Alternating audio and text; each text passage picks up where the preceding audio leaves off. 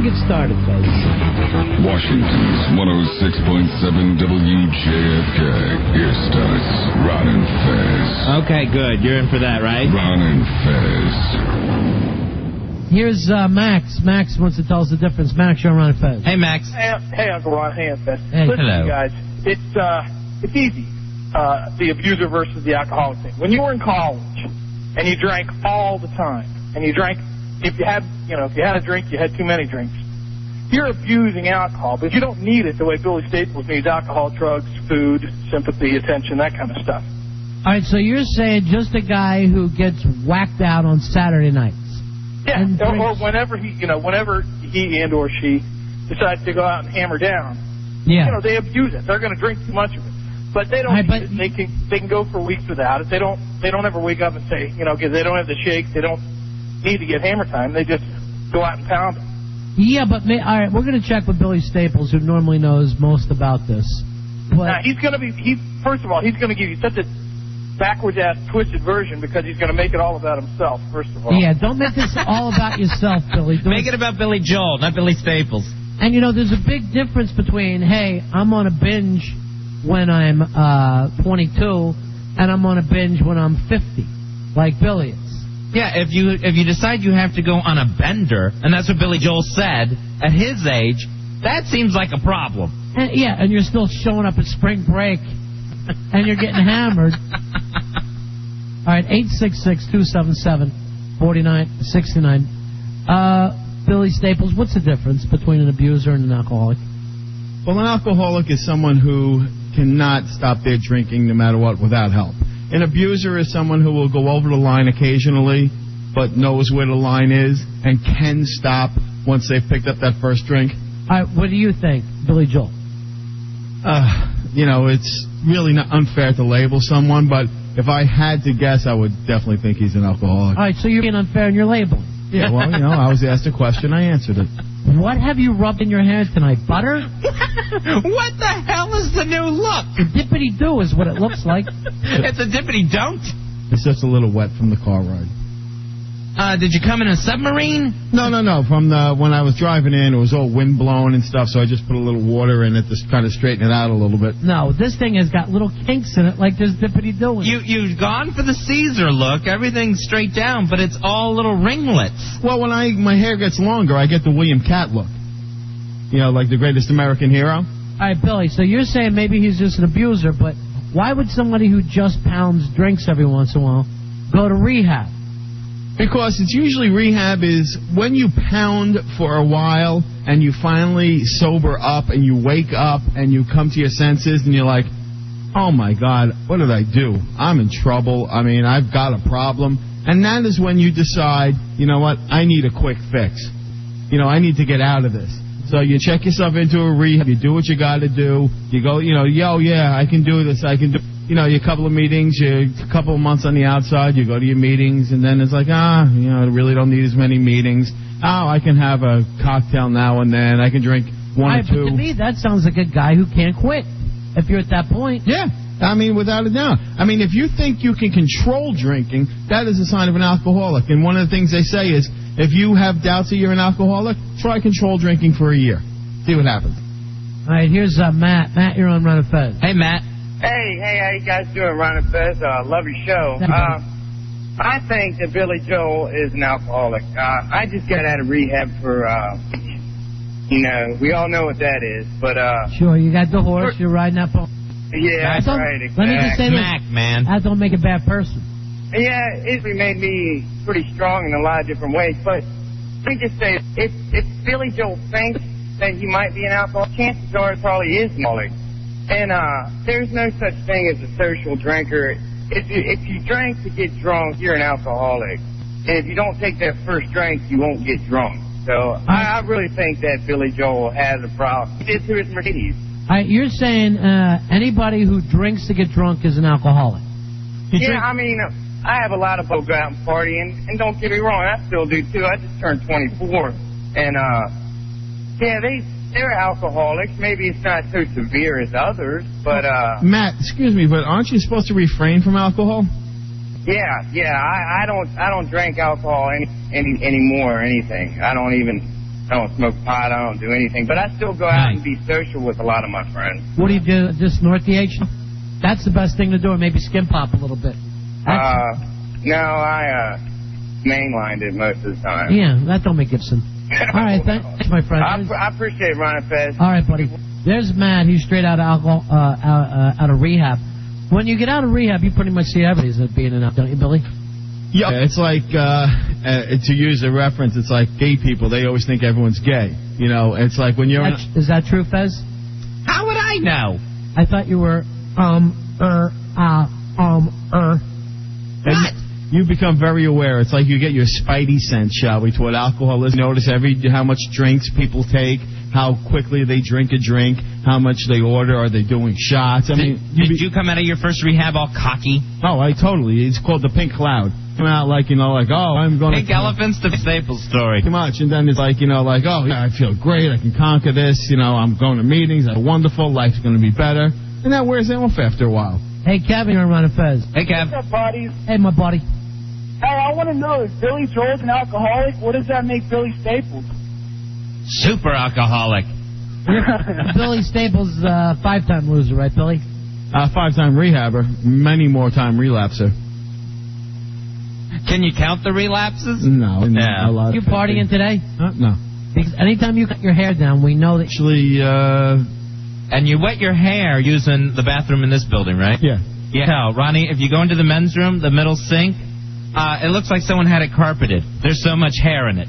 Yeah, he was in there washing his hair next to the rather to get ready for a show. I just say first washing my hair with a wet head, and when I drive with the sunroof down and stuff, and my hair just like total cockamamie. So I just cockamamie. It was all over the place. Hair can never be cockamamie. That means it's nonsense. Oh, it looked like that. Terrible. So I just tried to spiff it up a little bit.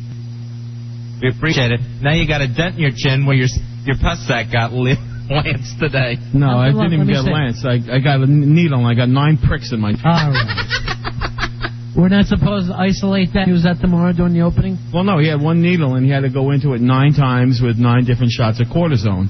Now instead of a lump, you have a dent. And it's like, I go, why don't you just cut the thing open and drain it? He goes, well, different scar tissue will come, and that'll make different scar tissue, and then that scar tissue won't go away. All right, he's the stupid one, not the one walking around with a big pus sack on his chin. Because I'm the like... guy with the medical degree is the idiot. Dippity-doo and skin tags on his dink. It's a good look. But the other guy's a moron. Well, because he goes, well, I'll give you 4 times the strength cortisone this time, and I'll give you more of it. I said, well, I'm like, why didn't you do that in the first place? Well, it takes more than 1 treatment. Well, no, not if you do it right the first time. I don't even know what you're talking about. The cortisone shots into my pus sac. No, I mean, by that point is anything that you're saying I've just turned off. Oh, why? You bore me. Because we're talking about Billy Joel. The whole thing was not to make this about you. And remember when that caller said that? He will just make it about him. And now I'm hearing about his stupid doctor. Now we got lectures on cortisone shots. I didn't bring up the pus sac.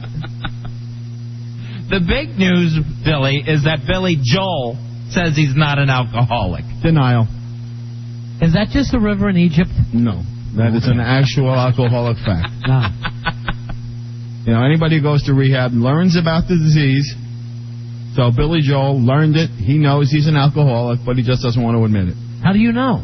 I have a sense about it. I know. I've been there. Spidey sense again? Yeah. Look, I've been there. I mean, okay. Cider sense. I've been in Billy Joel's shoes. No, you haven't. He's a successful drunk. You've got alcoholic cider sense.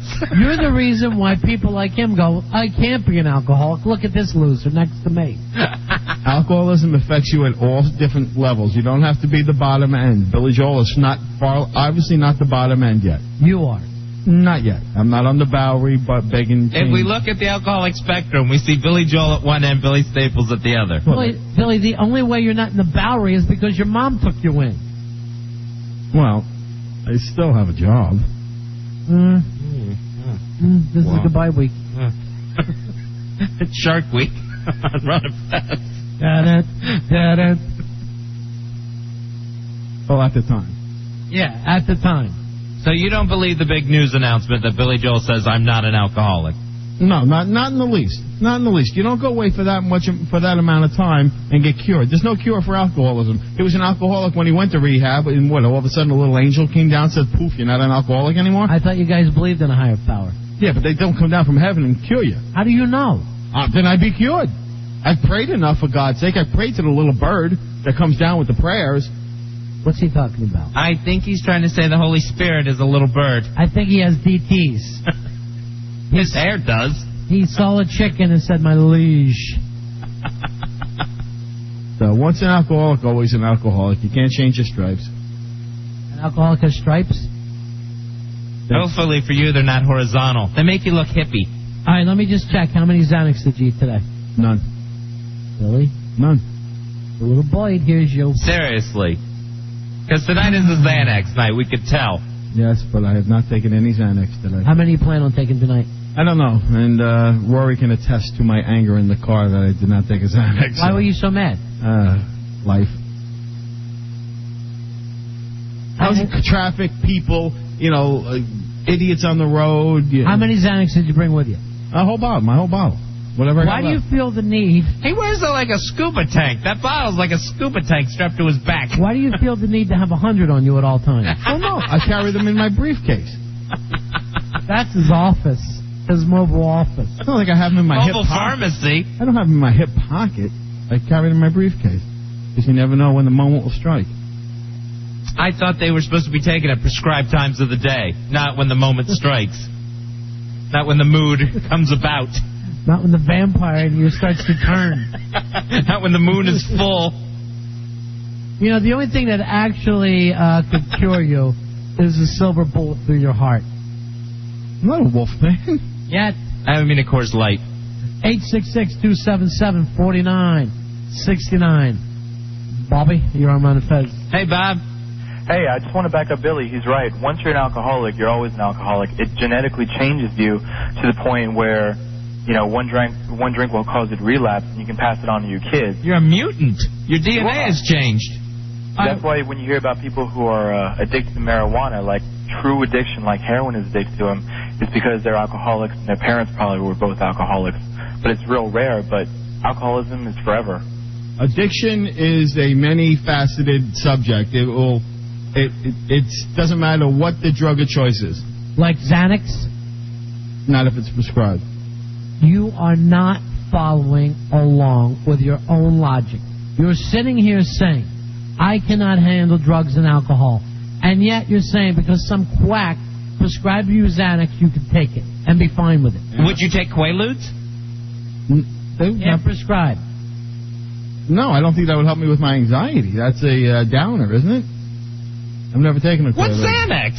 It's not a pet pill. It's an anti-anxiety pill, which I am being weaned off of. You're being weaned onto solid food. I'm being weaned. I've begun the weaning process of my Xanax. Hey, Dave, you're on Ron and Fez. Who's the wiener? Hey, Ron and Fez, Billy's full of crap. Okay. How? I've been to rehab. I went in for coke. I came back out. I still drink. I'm not an alcoholic. Billy Joel's not an alcoholic either. He likes to have a drink every now and then. Big deal. Yeah, what's the big deal? Yeah, you went to rehab for coke. You still doing coke? No, I don't do coke. It costs too much money. Okay, so that's not what you went to. Billy Joel went to rehab for alcohol. Yeah, He wanted to have a break. Yeah, he needed a little break to get away from his own music. That sounds good. They're going to Bermuda. I got to be drunk. They still play it there. I got to be drunk just to hear his music. I got to be whacked out before somebody puts on a Billy Joel album. Moving out. Howard Stern, Don and Mike, Bill O'Reilly, Ron and Fez, and the Washington Redskins. 106.7 WJFK.